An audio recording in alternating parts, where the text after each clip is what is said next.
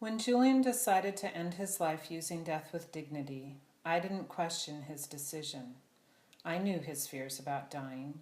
I knew the pain he'd been in. During his illness, I watched him figure out his relationship with his inevitable death from cancer. I watched him figure out his relationship with the life he was leaving. On the January morning in 2011 that he chose to die, I expected he would take the lethal medication and fall asleep. I expected him to be gone within an hour.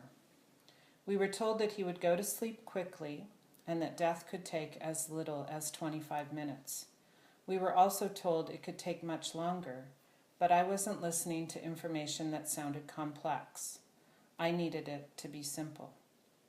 And in most ways, it was simple.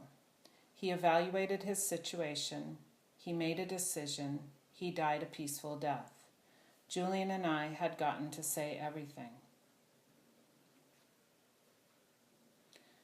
Of course, things have a way of getting complicated. After 6 years of illness, after his death, the kids and I had stuff to sort out. It took Annie and Jackson and I a while to come out of our crisis. But in the fall of 2014, 3 years after his death, I realized that I was still hearing the same numbers, that 1 hour was a reasonable expectation for death from the lethal meds, and it was possible it could take as little as 25 minutes. I wasn't hearing that it took longer. I wasn't hearing stories like mine, and the questions about what had happened to me, they wouldn't go away. My confusion had an emotional center. It had to do with my fear that the reason Julian had taken 4 hours to die was because he had been fighting to hold on, fighting to stay alive. I was afraid if he'd been fighting for survival, that it might say something complex about his decision to end his life. Mostly, I was afraid of uncovering answers that couldn't be rectified, that he hadn't been ready, or that we'd made a mistake, or that I'd done something wrong. I also believed that the right to die with dignity was so precious, perhaps so politically fragile, that I shouldn't ask questions that could lead to these kinds of answers. That fall, though, I finally broke my silence. I called Compassion and Choices. A volunteer doctor called me back a few days later. I'm worried my husband changed his mind after he took the Seconal. I spoke my words into the little microphone on my earbuds, the spaghetti straps dancing as I paced the house, that the time it took for him to die meant he wasn't resolute in his decision.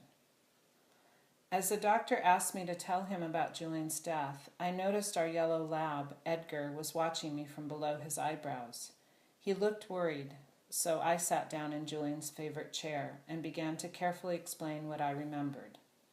I told the doctor how we'd followed all the instructions, including how Julian had avoided eating anything fatty that morning and how he hadn't vomited. He chased the mixture with 2 shots of whiskey, just to be sure, I said. As I was telling the facts, I was also remembering the day, remembering the sound of Julian snoring, and how I'd wanted to lay down next to him and nestle into how ordinary it felt. The doctor interrupted my thoughts with more questions. Yes, Julian was a big man, about 200 pounds. And yes, he'd been on narcotics for a long time. First of all, the doctor said, his voice softening, because Julian didn't have organ damage, it's likely his liver continued to metabolize the Seconal even after he fell asleep. Edgar, sensing some change in the way I was listening, came close, wanting to have his ears rubbed. Secondly, he added, your husband was on painkillers for multiple years. He'd built up a tolerance. I could see where the doctor was going, but it was what he said next that surprised me. 4 hours isn't a long time. It's somewhere in the middle of people's experiences. Until then, I didn't know how lonely I'd felt holding this question that had seemed so threatening. Was it possible that the length of time it had taken for Julian to die meant nothing at all about his decision? Maybe it was just the time it took, that his death using death with dignity was as mysterious and indeterminable as any other death. I said goodbye to the doctor, but I continued with my thoughts.